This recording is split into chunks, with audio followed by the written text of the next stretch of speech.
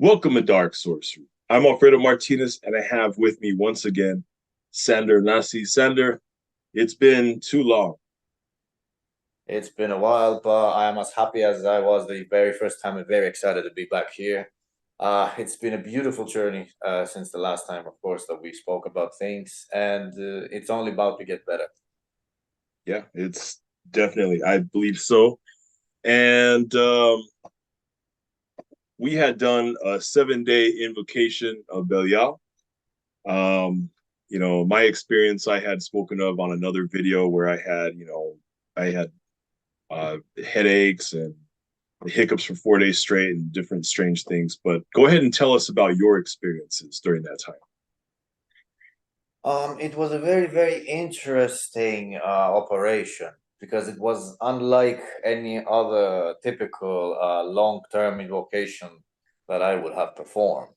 So you could tell that it was given with a purpose. Okay, he did tell us to do this for a serious reason. It started in stages. First day, there was nothing really of great significance. It was just typical. The space would be raised, you would feel it. In my case, usually I would start to get the whole effect of the black eyes and voice changes, and you feel a big, big tension within your body, basically. Now, what happens is that energy will begin to build up as you keep going. By the second day, that would reoccur, but then you would tell straight away that the energy has been severely built up in the room. So the second you walk in, even without you having started any ritual at all, you could kind of feel it as if you're walking in a room where, let's say, a lot of candles were lit, where the air has a very thick kind of a not smell, but you can breathe it in. Basically, you can Right. feel it that kind of way. Let's say if there was a room that was shut when there was many candles burning, that kind of heavy atmosphere. Yeah. Um, it got more interesting by day three. Um, it would get to the point where the trance is immediate and violent. It starts in within a second, the second you sit down. And then you also start seeing all kinds of things moving like little orbs in the beginning. I would find out that we are dealing with familiars of the legions of the lawless that are coming in to raise the space, and each and every one of them, of course, would take their turn into giving a little piece of transformation to the operator. Moving on, day six, it is because the previous days then remain the same. By day six, you will enter once again a very quick and violent violent trance, sorry. And you would be on the brink of being half awake and half asleep, in my case at least. And at that stage, you are going to get such a significant voice change that it is unrecognizable. Like personally, I'm used to this because I'm very, very close to the spirit and I do invoke him very often. But I never had such a manifestation of altering to my own voice, which was literally like four times deeper than what it is now. Mhm. Day seven, the heaviest of all and most significant, to the point where you will end up having a complete muscular tension to the point where you will lock into your position when you will be on the ground. Because I was on my knees, I'm always on the ground when I do this. It helps me focus more. You will lock, your back will not be able to move, and you will also experience tension in the back muscles of your neck and body will grow significantly. You will bulk twice your size. You will feel it and you will see it. You will also get the half asleep trance once again, but then you will wake up and remain steady and firm, very, very heavily, solidly focused and steady. The orbs will fly in once again, and at that final stage, in my case, you will see him. He will appear there, usually in the form of a big, muscular, armored man in a shadow form. And he will be there, and then the voice starts going wild. It's almost gonna be you'll be vibrating almost like a lion roar. It's gonna go all over the walls. You're gonna feel it everywhere. Okay, and the true transformation of this begins after the seventh day. I was personally called upon traveling, so I had to go to a specific place, and I was supposed to perform a ritual.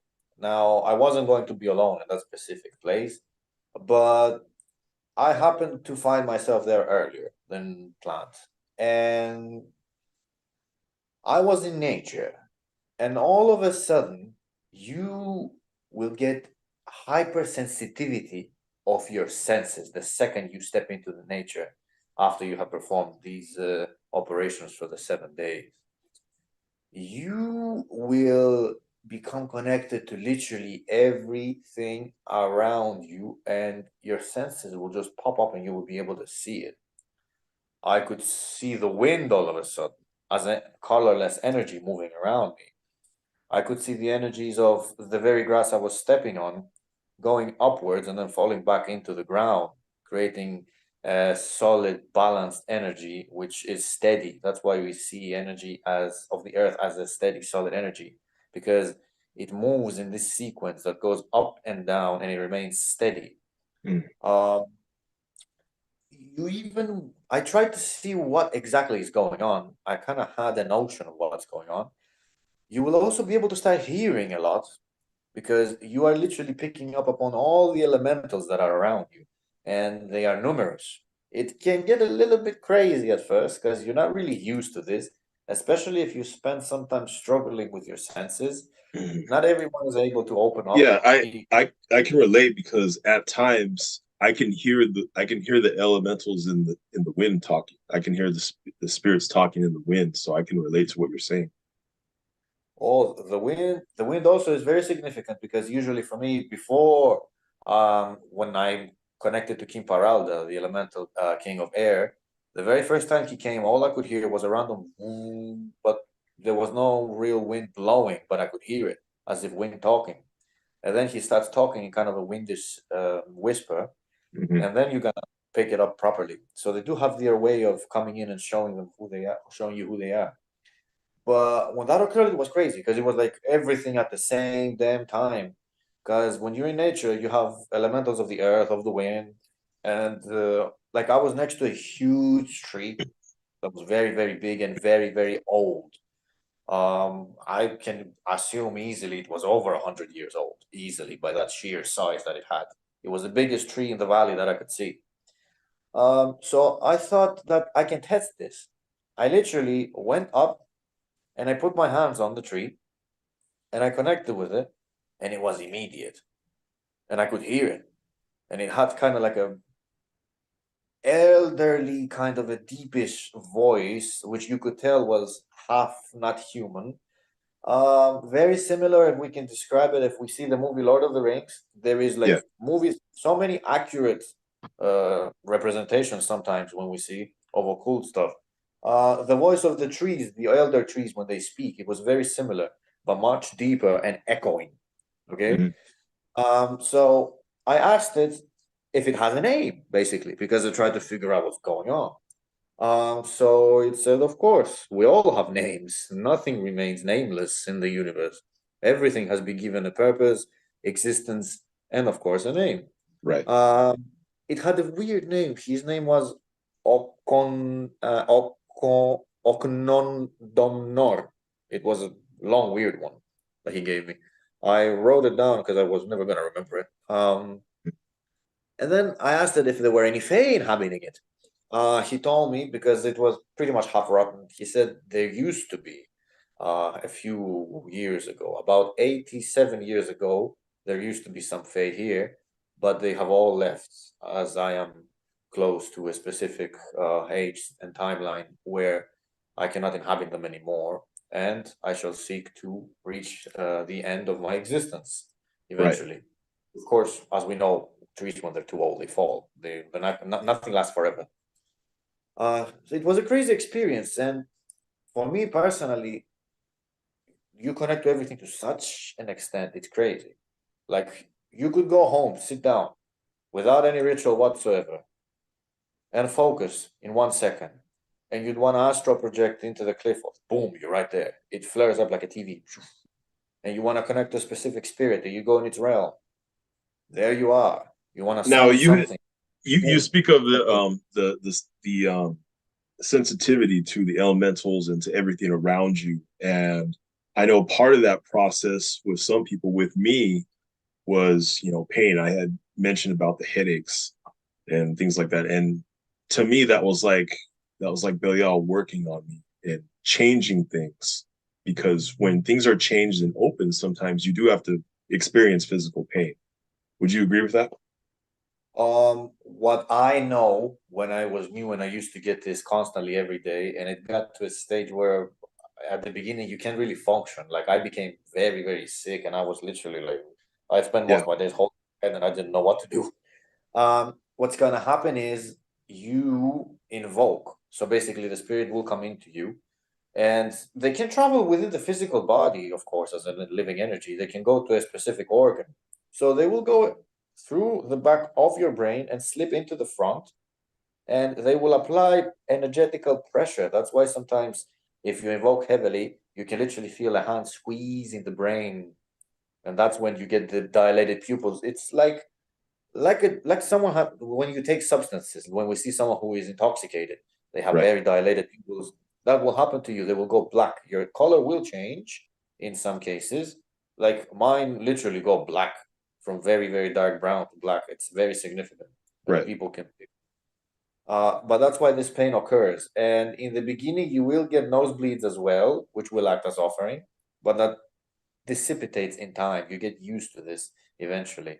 But the beginning, yes, is violent, and the spirit will apply its tension within that particular part of your brain. It's in the middle where the pineal gland is, to actually swell it up, mm, because that gland can swell up through vocal vibrations that we do. That's why we vibrate with our voice, and we use our tongue on your oraniscus on the top to bring that vibration here where you want it to feel it.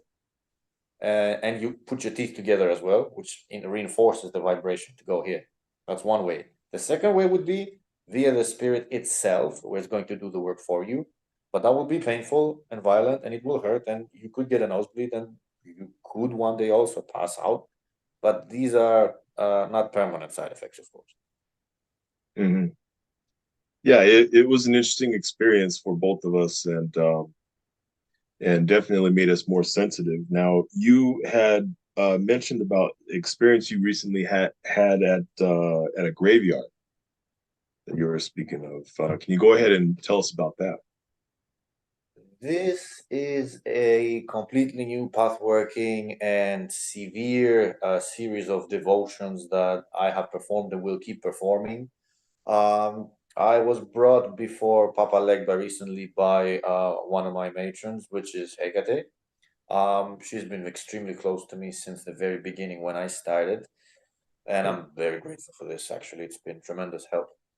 But at that particular time, I was traveling through the Mediterranean, and part of it was that I had to visit a specific ancient temple and connect with the energies of it and take some rocks from it. So it was the temple of Poseidon, which I visited. And then later on, I had to visit a graveyard to visit a grave of someone which I personally knew. But at the same time, it was part of my path working to connect once again with the energies of the dead. Now, the senses after the particular path working and transformation with the Loa, which started with Papa Legba and continued to Baron Samedi, and then with Carrefour or Calfu, and then with Baron de la Croix. So Papa Legba basically opens the gate, and there is a sequence of spirits that you will meet and transform again and again and again. They literally work in a row, each and every one of them, with Legba always being the gateway, the gatekeeper. He's very similar to Belial in that way. He is Mm, the gate, he opens the gates, and then you right. just go for it. And you will meet one after the other, and these spirits will transform. The law of communication. Exactly.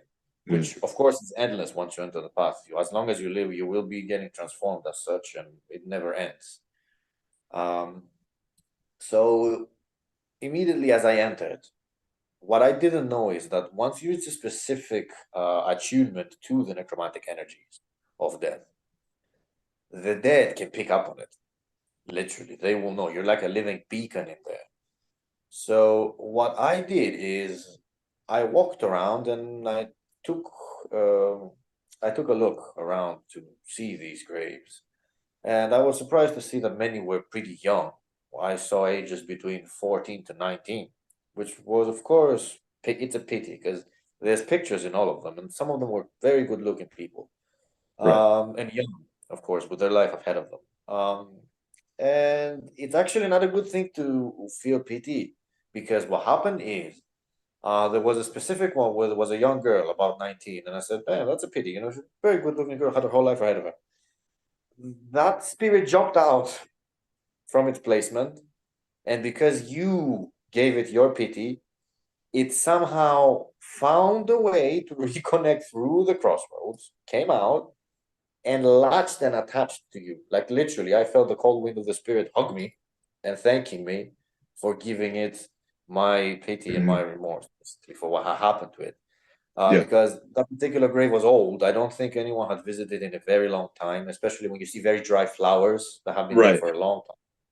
So Now, you know these people have would forgotten you you. agree that for that reason, going to a graveyard, it's good to not leave your crown chakra open for spirits to attach to you and to have influence on It's on good to be attuned, but at the same time, you have to close yourself off. Your biggest weapon will be, although it might sound bad, apathy. You must enter completely neutral and apathetic. I feel cold as I speak right now. Mhm. You cannot afford to go in and give them all this pity and remorse for them because they will attach to you. And we are speaking of a huge graveyard. Now, it was difficult to get rid of this particular person. And also, it doesn't feel good because you do feel pity like a human being because this is just a young person who God knows what happened to them or why. Probably an accident, more or less. Right. Um, but you have to get rid of them. You can't. You have to push them back. You have to kick them out because they will drain you unintentionally. Because sometimes what happens is wrath may be created through this passage of the crossroads because you're not supposed to bring them back up because they can enter into kind of like a brainwashed zombie mode where the remorse and pain for the loss of their life that they didn't get to live it will drive them literally spiritually insane, and then they become wraiths. That's like an angry dead spirit, and that's one of the worst things you can have. Unintentionally, even if that spirit doesn't have anything against you, it will turn. It's like an unpredictable wild animal that you're raising. It's gonna bite Right. eventually, man. You know. And they need energy, really bad because if they don't get it, they're just going to disintegrate into nothing. A dead can drain you to the point where your face is going to change and you're gonna look like you like a heroin addict. I mean, it's severe and it's bad. I've seen it happen to me within seconds, and I couldn't recognize me. Literally, like one of my eyes went smaller, the other one bigger, and my face just shifted. It was bad, very bad. Mm. So it's very dangerous. Necessary, yes, but very dangerous. Do not connect with the dead to such an extent when you enter these places. Remain apathetic for your own good. Of course, you are not being evil. You have to do a specific job. Of course, if you require something, make sure you leave 3 coins, as I do, in a place where there is a crossroad. This will empower you severely. It will help you because they will open up gates if you want. They will empower you altogether. You can perform a takeover. Okay, you can do many things. But it's good to do them in a positive way. Give them some offerings. I usually what I do is I take 4 sticks, incense sticks. I put one in each corner of the graveyard, regardless of size. They tend to be huge in big cities. Yes, just put 4 of them in each corner. You're not, of course, going to bring 1,000 and something sticks to put in each grave individually. It's impossible. And you're supposed to also not get caught doing what you're doing because remember that you're in a public space which is open and operating. Okay. Yeah. Um, throw the coins on the crossroads and have some alcohol with you. If you can hide it somehow in a bag and run around and sprinkle it a little bit so nobody sees. Okay. It's not difficult to make. You don't need a huge bottle. It can also be a small one, and you don't need huge amounts. Okay, run around and try and make a circle or as much as you can, and sprinkle whatever you can to them. And of course, if you have some flowers, leave them at the same crossroads or around the graves individually as much as you can. They will receive it, and they will come, and they will be actually very welcoming and friendly. If, of course, you're in a graveyard where normal people are. If Right. you're in a graveyard where the souls that you know are a little bit harsher. Now we're talking about the dead of, let's say, in a place where all the prisoners who died unnamed, death row, and what have you. These Mm-hmm. will not be friendly. These will always be more rowdy. But that's where Baron Samedi comes in handy. He will give you the authority over them, and you will not have to fear them if you are under his devotion and transformations. Um, a soul devotion is beneficial to these spirits. Santa Muerta as well, which is an amazing spirit that I've come across to recently. Um, I actually happened to come across both aspects, male and female. They came together, which I find amazing. Which it happens rarely. Usually with me, what happens is I will see one aspect, and maybe a year later I will see another one. But these were together. So necromancy is worth it in my experience. And you have to also figure out if it's your true soul calling, because you could have spent years doing something different. For example, a different current like vampirism. Okay, dealing with Belial, you will go through all kinds of vampiric currents, and you will meet many vampiric spirits.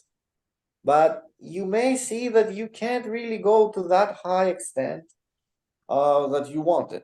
So chances are that in your past life, you were more of a necromancer practitioner rather than a vampiric one.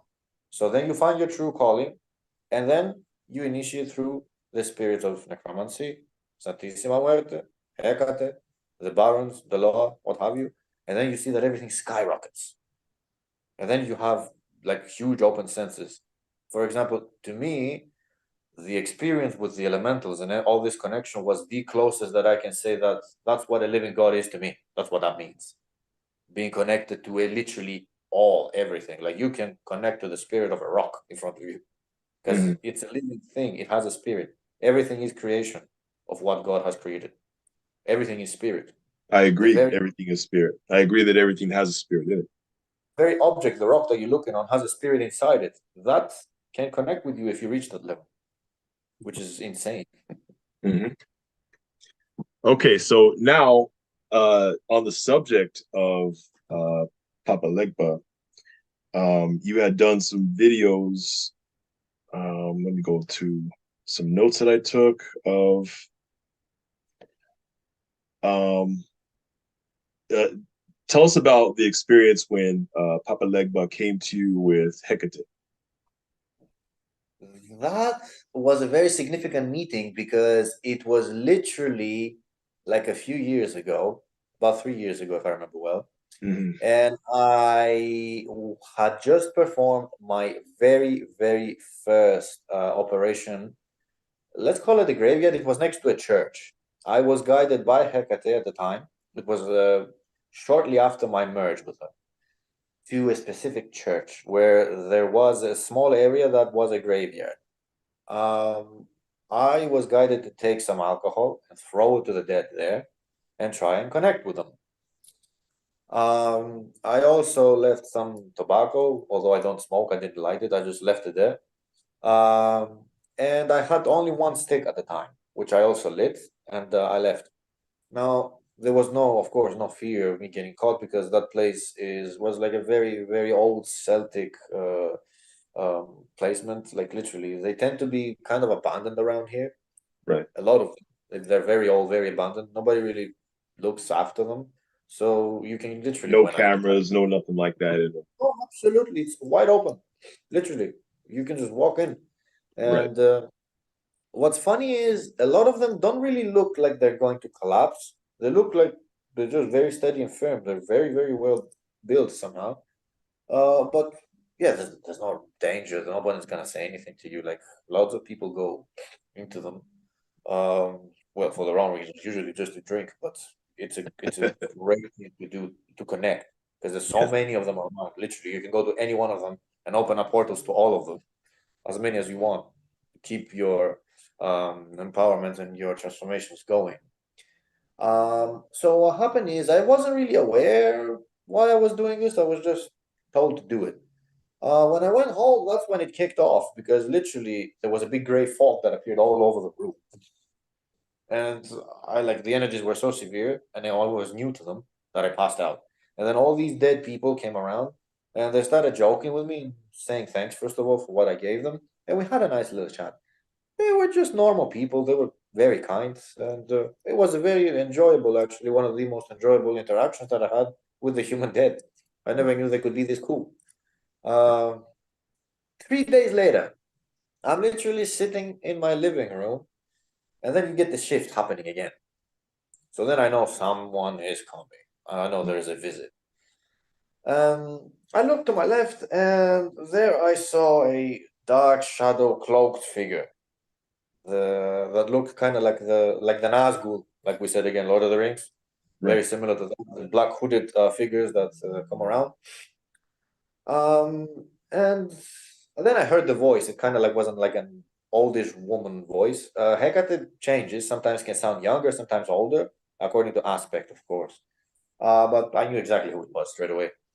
And then I saw the figure of a shadow black man who came next to her, appeared, was for me topless, and he had kind of like how to say, like you know what the tribes wear, kind of like in Africa, looks Right. like I yellow think I know what you're hay. talking about. Yeah. Yeah, the yellow hay kind of looking Yeah.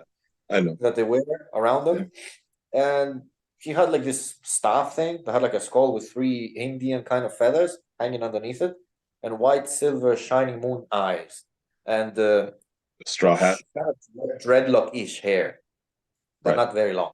Right. Of course, I didn't know who that is. I had no idea. I've never met her. I was like, okay, what's up? um, so he did tell me his name, which once again, at the time, I had no idea who he is. Okay. He said, I am Legba. I was like, okay, well, sorry, I don't really know you. But then we started talking, and he did reveal a little bit about him. And basically, there is a lot of misconception when it comes to the Loa, that they are some kind of a demonic figure, for example, or that they are bloodthirsty, or that they bring a lot of misfortune to people. They can. But to my experience, it has been completely the opposite. They have told me that, first of all, they're not demons. They live at the crossroads. That's where they are. This is the border between the living and the dead, which is literally energy wise, physically, from what was told to me, just between the space of our dark space above in the heaven and the space Right. and the astral space. Okay. That's why the astral looks dark like space to us. But what you see is not the physical space, it's the astral space. Hmm. There are two of them. So we have like a border where they look the same color, but one is physical and the other one is astral, basically. And that's where in between, that's where the crossroad is when you're in the star planes. That's why you basically see yourself in some kind of a walkway in the stars when you're there, and then the law appears there. Mm. Um, they are not limited, okay, because demons have limitations due to biblical references of severe negative and destructive energies. They can't be released into our world just like this. They have a limit of how much they are released, which of course is regulated by Big Daddy God, and many other spirits and the archangels and what have you. There's hierarchies of systems. Um, they don't necessarily represent the left hand side. In my case, they tend to appear to me always from the right, which is very significant. Like when Legba wants me to summon him, I start getting pain in my right leg and I kind of start limping for no reason. Or when he wants to touch me, he will give me like a painful touch, like he has a strong hand, and I would feel it here on my right shoulder. He never came to me from the left side like the demons would. Like he never poked or scratched me so I can know what's happening.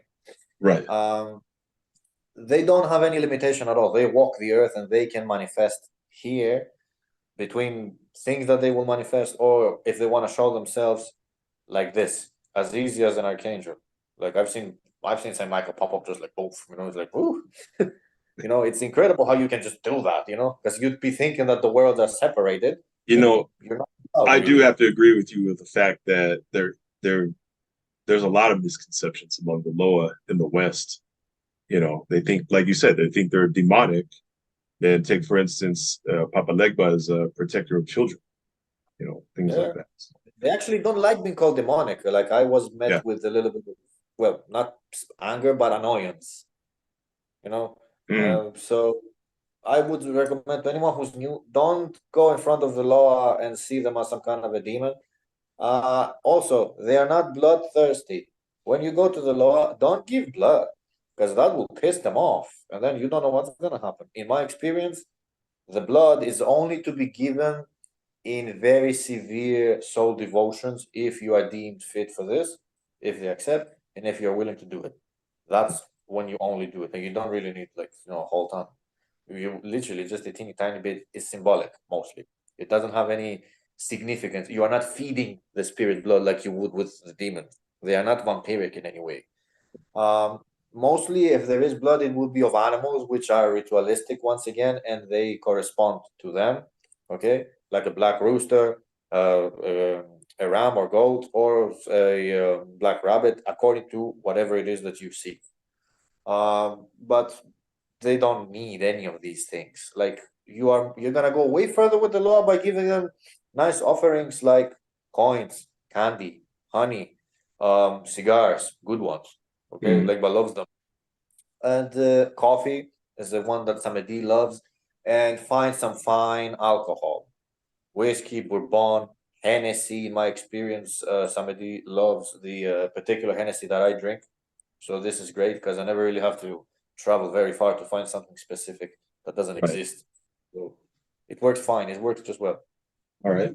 Oh, and Now, try to mix your DNA with these offerings with the alcohol. It's significant. Spit it.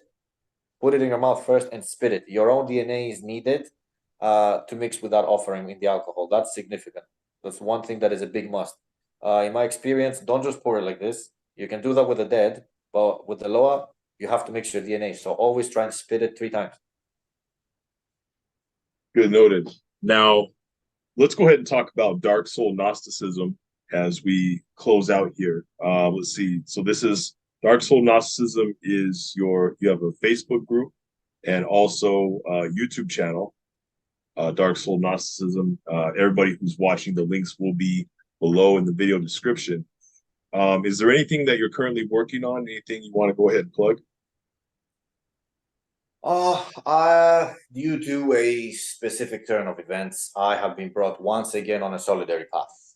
And it so seems that it's going to remain like this for a while until things change according to the spirit. Now, the way that I wanted to go about is that I wanted to bring forth knowledge which is of a mixture of currents and not only 100% focused upon demonic, tree of death, and left hand path. Right. So that's why I have tried to bring forth things like um, the Greek gods that they came to me. Like, we have Hecate, we have Poseidon. I've connected with Mars, and I'm recently connecting with Hades, and also I've also made a video and big reference for those who wish to educate upon it for the 5 rivers of Hades, which is if you want to be a necromancer, and if you have a great connection to Santissima Muerte, which a lot of people do mostly, you will find these path workings to be great, but they are dangerous. I've mentioned about the side effects, which necromancy tends to manifest a lot physically in your physical body, from what I've noticed. Okay. When you are at the point where you're practicing necromancy, the connection between man and astral is very, very diminished. So it's going to manifest through you a lot more than any other operation or current would. So that's one big note to keep in mind. And yeah, basically, like I said, for in regards to the channel, I wanted to bring forth different currents and not just solidly devote to one. And I really don't want any limitations anymore. Also, it's not unknown that some people will get along with certain spirits and they won't get along with others. So I believe that also being on the solitary path is a little bit more beneficial rather than keeping it into a specific circle, because people may not agree with you in certain areas. So that's another good thing to have in mind. But yeah, different currents will be brought forth, and different knowledge of all currents will be brought forth of all possible aspects of the spirits, which I believe will bring much more education rather than limitation and solid focus upon one and only, because the universe is vast. There is never no such thing as only one. There are many currents and there are many aspects in spirits. I agree. I agree that you shouldn't limit yourself with that, and I like the fact that all that stuff is taught. But everybody who's watching, check out his YouTube channel, Dark Soul Gnosticism, and the Facebook group, Dark Soul Gnosticism. Once again, the links are in the video description below. And Sandra Nasi, thank you again for your time, and thank you for coming on to the channel. Thank you for having me. Rise and conquer. You're welcome. And everyone who's watching, like and subscribe to Dark Sorcery.